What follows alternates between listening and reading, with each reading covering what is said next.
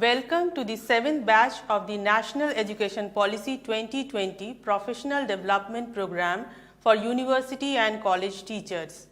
Today is the first day of the Swayamprabha live session of your batch.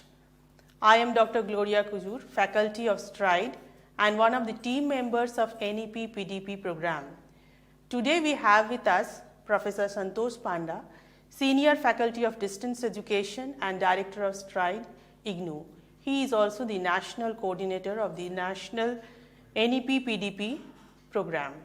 Sir, we welcome you to today's lecture on the topic NEP 2020 Multidisciplinary Program, Academic Bank of Credit and Skilling.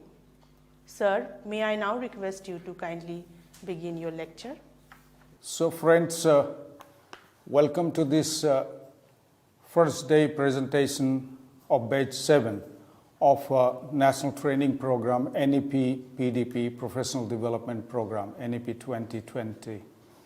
Thank you, Dr. Gloria, for introducing me. And friends, let us proceed to discuss today NEP 2020, some of the very important features, multidisciplinary institutions and programs, academic bank of credits and skilling.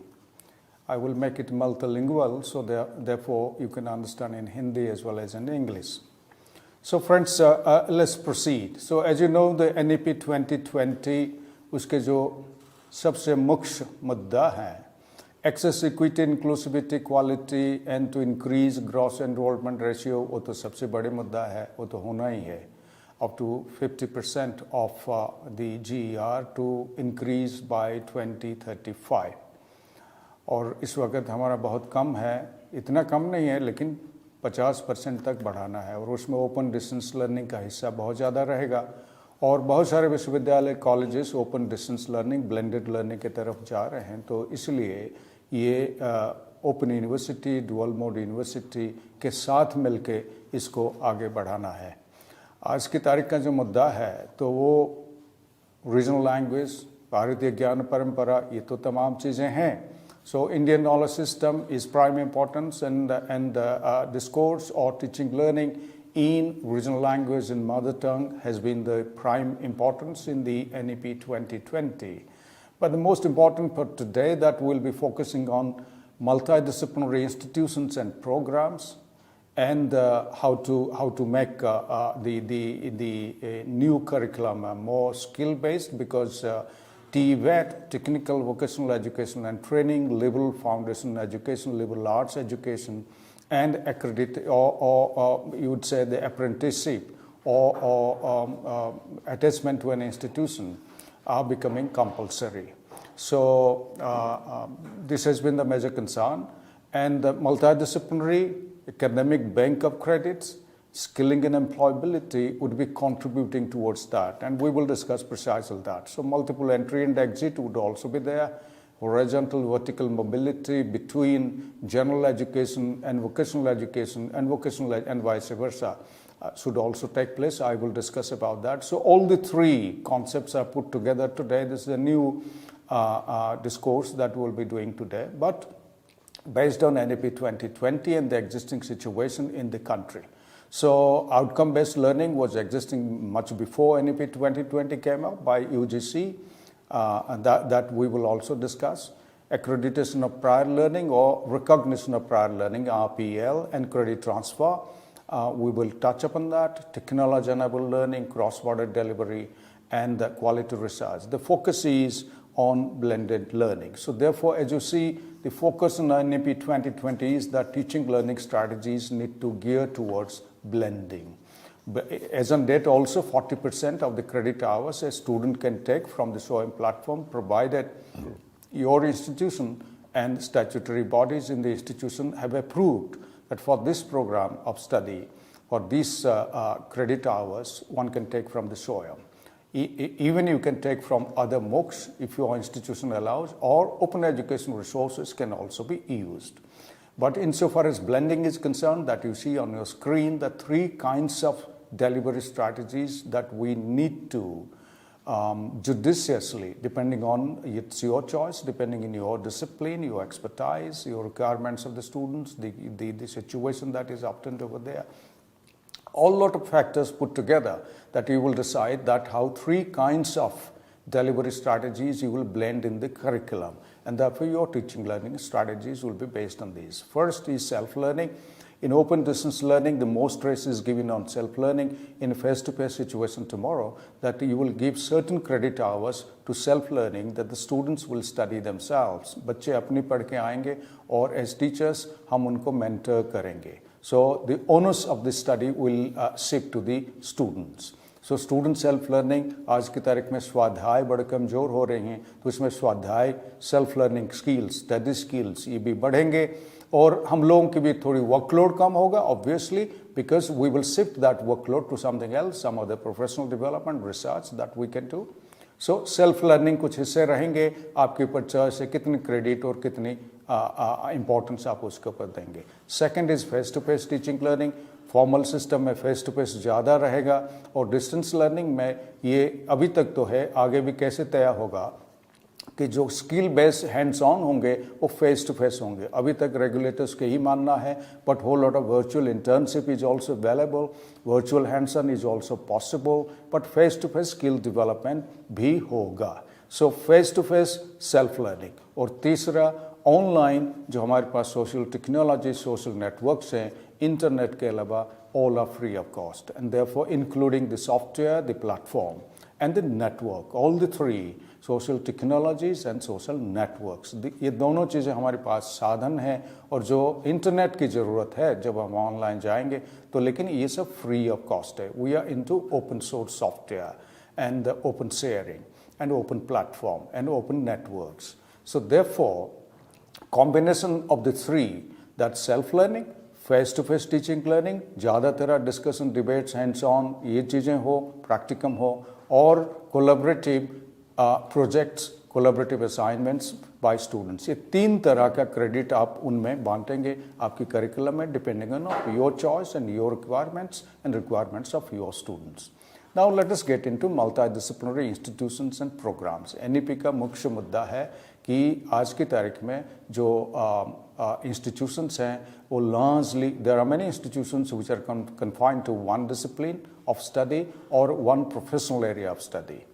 और within the university also जहाँ multi departments हैं, departments are confined to themselves. Departments अपनी आप में सीमित हैं. This is what is called a disciplinary blindness. Even within a faculty, the disciplines like social science, sociology, psychology, economics, they are also not talking to each other in a multidisciplinary fashion. Maybe as good teachers, we have been doing interdisciplinary teaching and learning. Interdisciplinary तो हो रहा है, लेकिन multidisciplinary की बात करेंगे. सो संस्था को मल्टीडिसिप्लिनरी होना जरूरी है, प्रोग्राम को मल्टीडिसिप्लिनरी होना जरूरी है. तो therefore academic bank of credit and skilling and employability उसमें शामिल हो पाएगा. ये एनईपी का मुद्दा है, उसके ऊपर चर्चा करेंगे. सो फ्रेंड्स, देयरफॉर NEP 2020 कह रहा है कि the moving to large multidisciplinary universities and higher education institution clusters is thus the highest recommendation of this policy regarding the structure of higher education. THEIS थोड़ा स्पेलिंग मिस्टेक है, माफ़ कीजिएगा. सो NEP 2020 का कहना है कि higher education institution multidisciplinary institution बने और उनकी प्रोग्राम मल्टीडिसिप्लिनरी बने, और जो हायर एजुकेशन क्लस्टर के तहत होगा, थोड़ी बहुत उसके ऊपर भी चर्चा करेंगे. क्लस्टरिंग कैसे होगा, कॉलेजेस भी क्लस्टरिंग में ज्वाइन करेंगे, ये उसकी एक मेन रिकमेंडेशन है. और तीन तरह का संस्था रहेंगे हायर एजुकेशन संस्था, जो largely research universities, so there will be multidisciplinary research universities, but they can also undertake in a mini or minuscule manner some kind of teaching.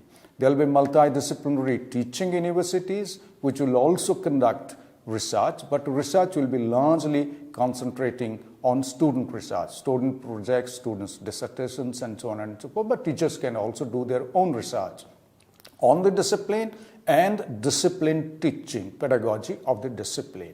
So researching in one's own discipline and researching on the pedagogy of the discipline. कि आप अपने discipline में पढ़ाएंगे कैसे, बच्चे पढ़ेंगे कैसे, assessment कैसे करेंगे, ये तमाम चीज़ों के ऊपर research ये भी ज़रूरी है। सो दो तरह की रिसर्च भी कर सकते हैं। And third, multi disciplinary autonomous colleges.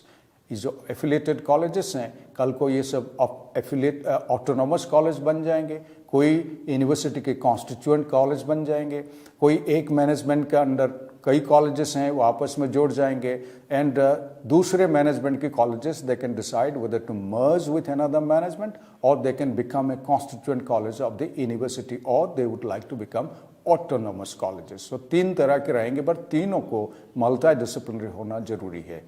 Affiliated colleges, they can become multidisciplinary autonomous colleges or they can become cluster colleges. एक शहर में 5 कॉलेजेस हैं एंड 5 कॉलेज 5 मैनेजमेंट को बिलोंग करते हैं, बट पांचों आपस में ज्वाइन कर सकते हैं, अपनी करिकुलम शेयर कर सकते हैं। एक स्टूडेंट दूसरी कॉलेज से जितने भी अलाउड होगा कोर्सेज ले सकता है, multi disciplinary skill based courses दूसरी संस्था से रह सकते हैं, उसमें MOU होना जरूरी है। और कोई मॉर्निंग में पढ़ा रहा है तो दूसरा मॉर्निंग में वो पॉसिबल नहीं है, दूसरा इवनिंग में पढ़ा सकता है। कॉमन डिपार्टमेंट्स मल्टी डिसिप्लिनरी बनने के लिए तो languages, literature, music, philosophy, Indology, art, dance, music, theatre, education, mathematics, statistics, pure and apply sciences, sociology, economics, sports and translation, इसकी ज़्यादा जिक्र है। इसका मतलब ये नहीं कि दूसरे डिपार्टमेंट्स भी इसमें शामिल नहीं हो सकते।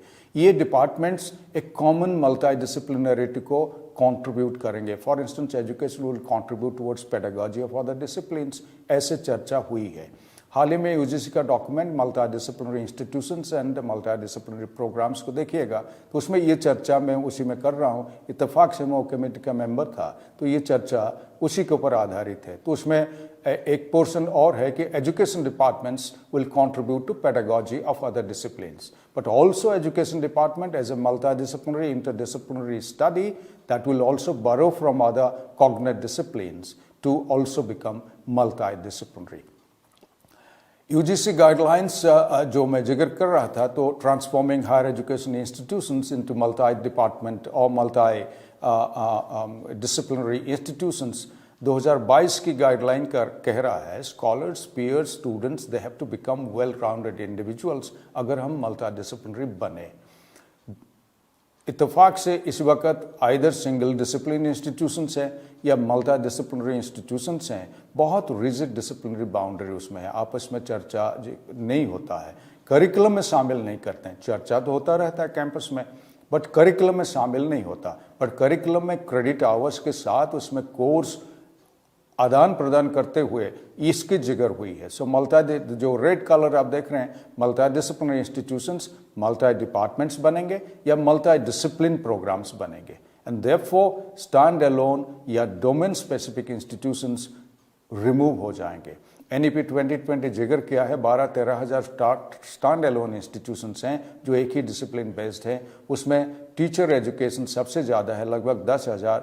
जिक्र ये है either they convert into multi disciplinary institutions with multi education programmes or become part of or extend to a college with multi departments of social science, liberal arts, humanities, science and commerce and management and so on and so forth, or they extend the education department into multi departments within the school of education. School of education की जिगर है जिसमें different departments of education, education planning and management, economics of education, guidance and counseling, education technology, education literacy, teacher education, education as a discipline of study and so on and so forth उसमें रहेंगे। इसकी जिगर हुआ है। NEP 2020 का approach क्या कह रहा है इसके बारे में कि academic collaboration through higher education institution clusters. इसका मतलब ये हुआ शहर के बीच में, शहर के अंदर और आपस में ज़्यादा ना दूरी होते हुए जितनी हायर एजुकेशन संस्था हैं इंक्लूडिंग यूनिवर्सिटीज़, वो एक क्लस्टर बन जाएंगे। आपस में MOU करके एक दूसरे का कोर्सेज ऑफ स्टडी ले सकते हैं अगर इंस्टीट्यूशनल कोर्सेज ऑफ स्टडी देने के लिए तैयार है। मतलब क्या हुआ कि आप दूसरी संस्था से आपके स्टूडेंट अगर कोर्सेस लेंगे उसकी फ़ी वो दूसरी संस्था में भरेंगे। सो कुछ पोर्शन ऑफ क्रेडिट्स अभी चर्चा करेंगे, कुछ पोर्शन ऑफ क्रेडिट्स वो दूसरे से ले सकते हैं। स्पेशली स्किल बेस्ड कोर्सेस वो दूसरे से ले सकते हैं। दूसरा, merger of stand alone institutions with multi disciplinary institutions, या वो मर्ज हो जाएं, एक मैनेजमेंट की हैं आपस में मर्ज हो जाएंगे, या यूनिवर्सिटी का एक कॉन्स्टिट्यूएंट कॉलेज बन जाएं। जैसे यूनिवर्सिटी ऑफ दिल्ली का colleges are constituent colleges, they are not affiliated colleges. So affiliating system will be abolished gradually, will be abolished, and they can also add departments. For instance, जिगर हुआ है departments like education to make it multidisciplinary. Cluster colleges कैसे रहेंगे? Members of the cluster, campus colleges can join together. Nearby colleges can also join together through a memorandum of understanding. और उसमें क्या रहेंगे?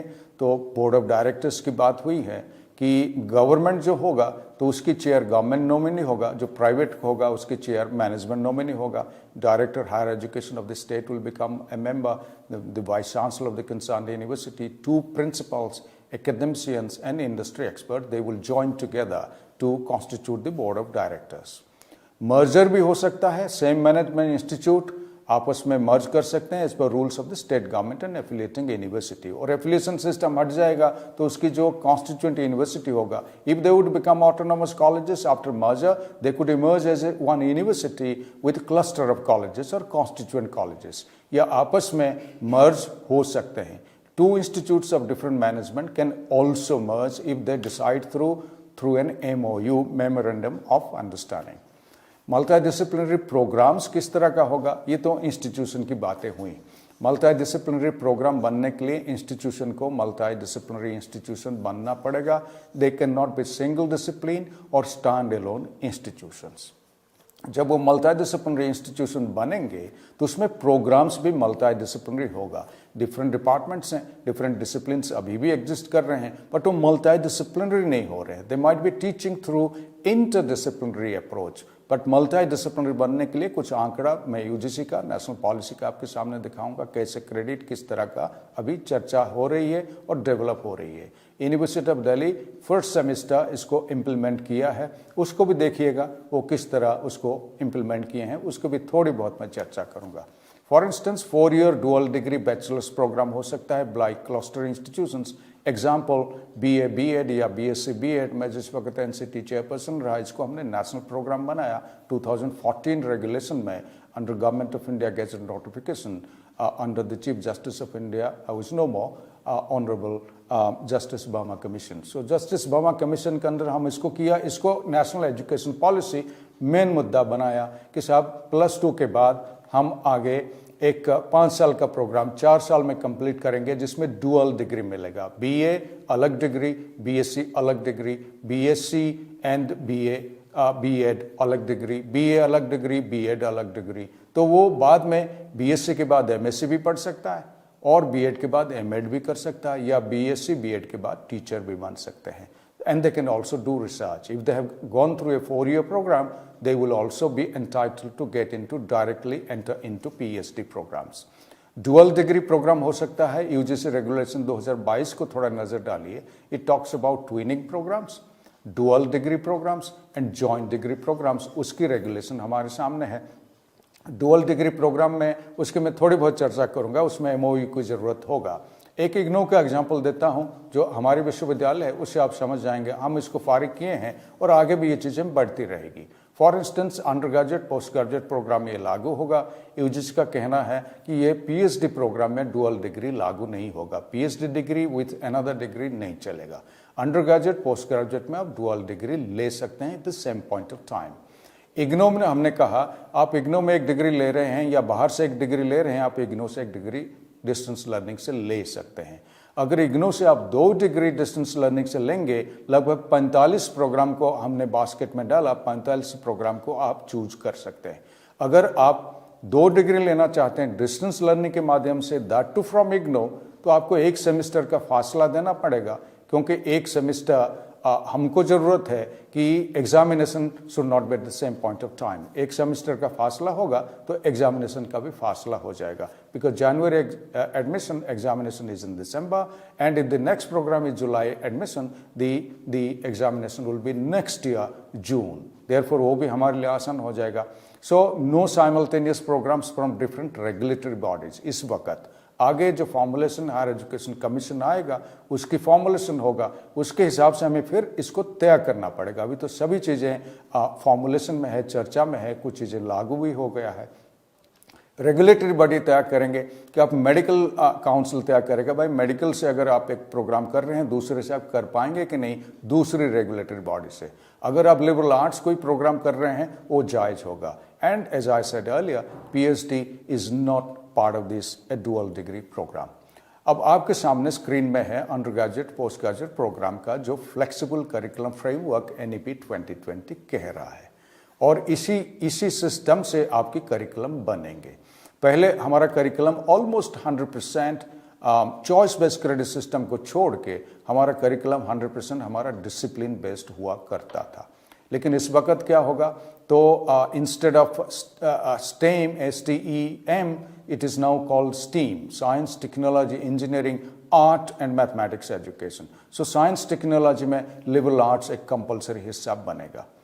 आपके जो स्किल बेस्ड कोर्सेज होंगे जो कंपलसरी होंगे, वोकेशनल बेस्ड कोर्सेज कंपलसरी होंगे, ये मुद्दा है NEP 2020 का। उसकी एक फॉर्मुलेशन में आपको दिखाऊंगा जो अंडर ग्रेजुएट प्रोग्राम 160 क्रेडिट के अभी चर्चा में है।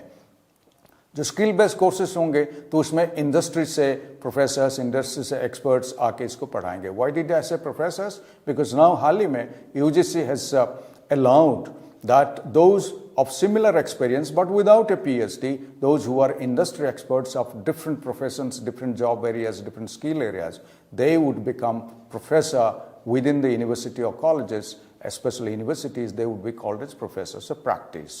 प्रोफेसर ऑफ प्रैक्टिस भी इम्प्लीमेंट हो गया। देयरफॉर स्किल बेस्ड प्रोग्राम के लिए आपको इंडस्ट्री का ज़रूरत, इंडस्ट्री एक्सपर्ट्स की एंगेज करना पड़ेगा। करिकुलम बनाने से लेके तमाम उसकी जो हैंड्स ऑन एक्सपीरियंस वहाँ से लेके उसकी assessment of the skill based courses उसके भी करना पड़ेगा। मल्टीपल एंट्री एंड एग्जिट होगा, उसकी एक एग्जांपल आपको दिखाऊंगा।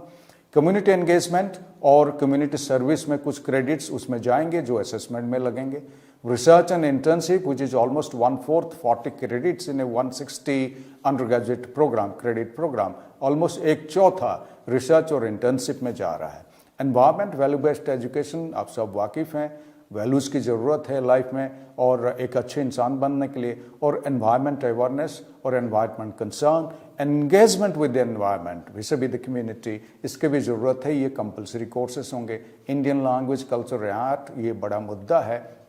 भारतीय धरोहर, भारतीय ज्ञान परंपरा, इंडियन नॉलेज सिस्टम और इंडियन लैंग्वेजेस। हमारा अभी तो 18 लैंग्वेज बट बहुत सारे डायलेक्ट्स है, ऑलमोस्ट 1650 डायलेक्ट्स देश में है।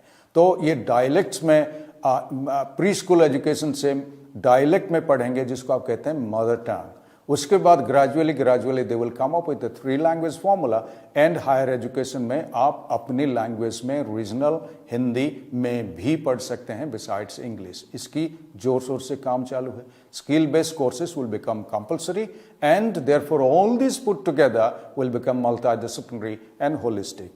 कैसे, थोड़ी सी चर्चा करें। 4 ईयर अंडर ग्रेजुएट प्रोग्राम जो UGC का, यूनिवर्सिटी ग्रांट्स कमीशन का चर्चा में है और दिल्ली विश्वविद्यालय इसको लागू किया 176 क्रेडिट के साथ। फर्स्ट सेमेस्टर शुरू हो गया है। तो 160 क्रेडिट्स डिसिप्लिन इंटरडिसिप्लिनरी जो कोर है आपकी 48 क्रेडिट्स रहेगा, बिकॉज NEP कह रहा है जितने भी क्रेडिट आवर्स होंगे, हर साल 40 क्रेडिट्स होंगे, जितने भी क्रेडिट्स होंगे वो क्रेडिट 50% आपको डिसिप्लिन के जाएगा, 50% non discipline areas. So discipline core 48, discipline elective 32, all put together 60 credit out of 160, 50% is going to the discipline core and electives. The rest of the credits, skill enhancement, ability, vocational 16, value addition courses 12, field internship, apprenticeship, community engagement 12 credits and research advanced discipline courses 40 credits. इसमें आपकी internship भी है जो field project, internship, apprenticeship, community engagement, ये 12 14, 16 इसमें आपस में चर्चा चल रही है, ये थोड़ी बहुत ज़्यादा कम हो सकता है. But meaning thereby, to conclude this point, that discipline core and elective discipline 50%, rest of the 50% skill, vocational, ability enhancement, value, environment, internship, apprenticeship, community engagement and research के ऊपर जाएगा. लगभग जो 4th year will be dominated by research, and therefore after 4 years of undergraduate program one can directly go without doing a master's program to do a PhD program. So इसी credit को आगे बढ़ाते हुए कि एकेडमिक बैंक ऑफ क्रेडिट होगा. अगर आपकी इस तरह की डिफरेंट कोर्स की फॉर्मुलेशन होंगे तो उसमें एक नेशनल बैंक ऑफ क्रेडिट बना हुआ है, उसकी चर्चा थोड़ी बहुत करेंगे 2-4 मिनट, तो उसको एकेडमिक बैंक ऑफ क्रेडिट कहेंगे. हर स्टूडेंट उसी एकेडमिक बैंक ऑफ क्रेडिट में अपना खाता खोलेगा. बट उससे पहले सभी संस्था अपनी एकेडमिक बैंक ऑफ क्रेडिट में रजिस्टर नहीं किए हैं तो उनके student academic bank of credit में दाखिल नहीं हो सकते. तो therefore first step is that credit का पहले तो क्रेडिट का डेफिनेशन समझ लें. कॉलेज और यूनिवर्सिटी जो मेन पढ़ा रहे हैं फेस टू फेस में, उनके 1 credit is 15 hours of classroom teaching across a semester. So 15 hours of classroom teaching and 30 hours of practicum is the same credit. So that means 1 hour of classroom teaching is equivalent to 2 hours of practicum. Open distance learning में हम लोग credit को वहाँ 1 credit 15 hours of face to face of teachers teaching. In distance learning 1 credit is 30 hours of students learning. इसमें teachers का कितना input है, कितना वर्कलोड है, उसको काउंट नहीं होता. स्टूडेंट के टर्म्स पर क्रेडिट को डिफाइन किया जाता है. एक सेमेस्टर में 20 क्रेडिट्स होंगे, दैट मीन्स एक साल में 40 क्रेडिट्स होंगे. सो देयरफॉर एक सेमेस्टर में 1 credit is equal to 1 hour of teaching per week over a semester of 12 to 14 weeks. आप एक सप्ताह में 1 घंटा पढ़ाएंगे 12 सप्ताह या 14 सप्ताह तक, तो वो कोर्स का वो क्रेडिट बना.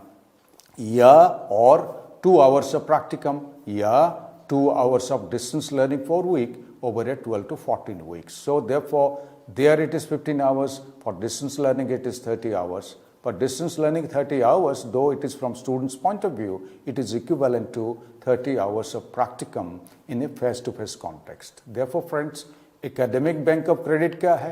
This is an national academic depository.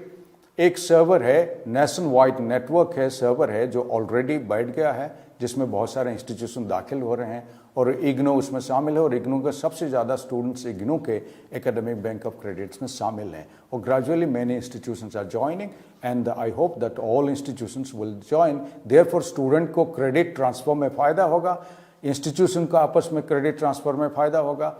Between countries, India and foreign countries के यूनिवर्सिटी में क्रेडिट ट्रांसफर का जो जिगर है उसका फ़ायदा होगा और स्टूडेंट को फ्लेक्सिबिलिटी रहेगी. And higher education institutions they need to register in academic bank of credit और द नेशनल डिपॉजिटरी. स्टूडेंट क्या करेगा? Student academic bank of credit में रजिस्टर करेगा, उसको रजिस्ट्रेशन नंबर मिलेगा. Will go on accumulating credits. जो main university में है तो उसमें ज़्यादा कोर्सेज कर रहे हैं, डिसिप्लिन के कोर्सेज कर रहे हैं, वो एकेडमिक बैंक ऑफ क्रेडिट में रहेगा. अगर दूसरा उसी शहर में है, उससे और कोर्सेज स्किल बेस्ड कोर्सेज कर रहे हैं, वो एकेडमिक बैंक ऑफ क्रेडिट में चला जाएगा. और जिसको अपना विश्वविद्यालय या कॉलेज उसको अप्रूव किया हो, उसकी स्टैट्यूटरी में बॉडीज में उसको अप्रूव करना जरूरी है. और these credit accumulation will be valid for 7 years.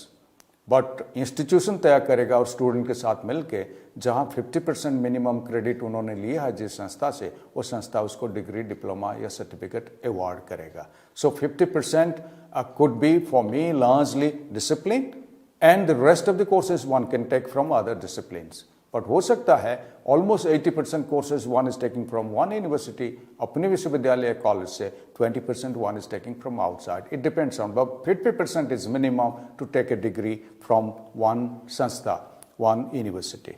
तो स्किलिंग एम्प्लॉयबिलिटी की फाइनल बातें हैं. Multidisciplinary, to conclude, 1 or 2 sentences before getting into skilling. संस्था मल्टी डिसिप्लिनरी बनेंगे, मल्टी डिपार्टमेंट्स होगा, डिसिप्लिन आपस में आदान प्रदान करेंगे, एक डिसिप्लिन दूसरी डिसिप्लिन से कोर्स लेंगे, डिसिप्लिन कोर एंड इलेक्टिव लगा के 50% रहेगा, 50% अपना value based, job related, skill based, research, internship. हालांकि रिसर्च अपनी डिसिप्लिन बेस्ड लार्जली होगा, but research could also be related to community engagement, skill based environment and so on and so forth, but research will be largely for the discipline, because उसको अगर आगे PhD में जाना है तो research in the discipline is essential. So multidisciplinary courses होंगे, students अपनी statutory bodies college university में फारिग होगा, पास होगा, अप्रूव होगा, उसके बाद स्टूडेंट्स और कोर्सेस दूसरी संस्था से ले सकता है। अगर सेम शहर में है, डिफरेंट टाइम में कोर्सेज चल रहे हैं, वहाँ से ले सकते हैं, या डिस्टेंस ऑनलाइन लर्निंग से ले सकते हैं। This could be tomorrow applicable also taking a course from outside the country also. So ये सिचुएशन में अब टेक्निकल वोकेशनल एजुकेशन ट्रेनिंग जो कंपलसरी हो रहा है, स्किलिंग एम्प्लॉयबिलिटी कंपलसरी हो रहा है, क्योंकि हमारा skilling competency employability including 21st century skills ये हम लोगों का कमी रहता है। तो therefore employability and finally employment opportunity बढ़ाने के लिए technical vocational education and skilling की ज़रूरत है। आपके सामने जो फिगर हैं आप देख पा रहे हैं, यहाँ थोड़ा बड़ा स्क्रीन है इसलिए बड़ा दिखाई दे रहा है, आपको दिखाई दे रहा होगा। This is the situation as exist today. आप एलिमेंट्री एजुकेशन 8वीं तक पढ़ेंगे। Generally the labor force is unskilled labor and largely in the unorganized sector. Almost 80% of the labor force today is in the unorganized sector. जो private इन तमाम चीज़ों में वो सब शामिल हैं, उनको आगे बढ़ाने की जिगर है through this recognition of prior learning programmes, कि उनकी प्रायर लर्निंग को कुछ क्रेडिट आप रिकॉग्नाइज करें, उनको माफ़ करें, वो क्रेडिट उनको माफ़ होगा, रेस्ट ऑफ द क्रेडिट्स जो कंप्लीट करेंगे सर्टिफिकेट, डिप्लोमा या डिग्री ले सकते हैं। इग्नो में हम इसको बहुत ही पहले से शुरू कर चुके हैं और हमारा बहुत सारे एमओयू से ये चल रहा है। Up to 50% of the credits we are exempting those who are coming from either from the defense or from the ITIs and polytechnics and so on and so forth. और उसी बदले में हमारा एमओयू के तहत हम उनकी work based centre, skill centres को हम भी इस्तेमाल करेंगे। This is an excellent example of how this recognition of prior learning along with use of skill based training in the skill centers can take place. ये हम लोगों का उदाहरण है, आप लोगों का अपने अपने उदाहरण होगा, उसको थोड़ा गौर कीजिएगा। एलिमेंट्री के बाद अनस्किल्ड लेबर बनता है, सेकेंडरी 10वीं पाठ करने के बाद वो आगे सीनियर सेकेंडरी में जा सकता है, या एलिमेंट्री एजुकेशन के बाद एक वोकेशनल सेकेंडरी पैरेलल सिस्टम आज की तारीख में है, पहले नहीं हुआ करता था, आज की तारीख में है। उसके बाद या वो पॉलिटेक्निक में जा सकता है 3 ईयर डिप्लोमा करने के लिए, या ITIs में 1 या 2 साल का सर्टिफिकेट करने के लिए जा सकता है। ITI से अप्रेंटिसशिप बन जा सकता है और उसमें क्राफ्ट्समैन कहा जाता है बनेगा। पॉलिटेक्निक से वो ITI 2 ईयर्स फिर क्राफ्ट्समैन करेगा, वो टेक्नीशियन बनेगा। और सीनियर सेकेंडरी के बाद वो डायरेक्ट इंजीनियरिंग कॉलेज जा सकता है, जो 5 साल का पढ़ाई है वो डायरेक्ट इंजीनियर बन सकता है। और कॉलेज यूनिवर्सिटी के बाद 16-17 में तो पोस्ट ग्रेजुएट भी कर सकता है, वो उसको टेक्नोलॉजिस्ट कहा जाएगा, और जो PhD करेगा उसको साइंटिस्ट कहा जाएगा। So take for example a plumber और a carpenter. Today you can also start from schooling a plumbing, and that plumbing can go up to a PhD level. PhD in plumbing is possible today in this country. And whatever will happen, जो भी उसके skilling plumbing के बारे में school से लेके PhD तक पढ़ेंगे, वो इंटरनेशनली बराबर है। किसके तहत? नेशनल स्किल क्वालिफिकेशंस फ्रेमवर्क के तहत। उसके थोड़ी बहुत चर्चा करूंगा। नेशनल स्किल क्वालिफिकेशन फ्रेमवर्क के तहत जो मिनिस्ट्री ऑफ स्किलिंग और एंटरप्रेन्योरशिप के अंडर है, उसके तहत वो बराबरी इंटरनेशनली कॉम्पिटिटिव रहेगा जो स्किल वो सीखेगा, ऐसा हमारा तय है। देयरफॉर उसका जो पढ़ना पढ़ाना, उसके सामग्री, उसके असेसमेंट, टेक्नोलॉजी लगेगा, ये इंटरेक्शन होगा, एंगेजमेंट इन एक्टिविटीज़ होगा, ये तमाम चीज़ें इंटरनेशनली कॉम्पिटिटिव है। और ये जो नेशनल स्किल क्वालिफिकेशंस फ्रेमवर्क है, जिसके बेसिस पर national higher education qualifications framework जो इस वक्त चर्चा में है, वो उसके ऊपर बेस्ड है, ये हम इंटरनेशनली कॉम्पिटिटिव बनाता है। उसके बारे में थोड़ी बहुत चर्चा करूंगा। इस वक्त आपकी जो स्किल एम्प्लॉयबिलिटी जो सेक्टर है, उसकी हम लोगों की हायर एजुकेशन में थोड़ी बहुत स्कूलिंग भी ले लिया जाए तो इसमें ये सिचुएशन आपके सामने है। कि स्किलिंग हायर एजुकेशन में कैसे हो रहा है। आपके पास कम्युनिटी कॉलेजेस हैं जो associate degree plus full degree देते हैं, जिसमें लार्जली स्किल डोमिनेटेड है। यूजीसी का बी वोक है, बैचलर ऑफ वोकेशनल एजुकेशन, उसकी थोड़ी चर्चा करूंगा, वो किस तरह सर्टिफिकेट, डिप्लोमा और डिग्री की तरफ जा रहा है।